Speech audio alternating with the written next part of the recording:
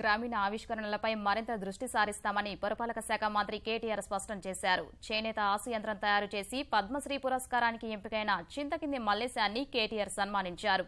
గ్రామీణ పరిశోధనలకు ఆదరణ పెరిగితే ఉపాధి అవకాశాలు మెరుగుపడతాయని మంత్రి అభిప్రాయపడ్డారు. మల్లేశం వంటి ఆవిష్కర్తలు అందరికీ స్ఫూర్తిదాయకమని కేటీఆర్ ప్రశంసించారు.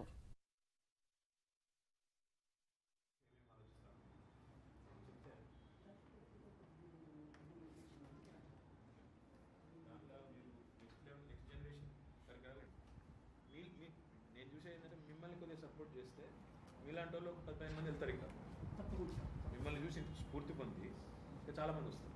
అది కావాలి.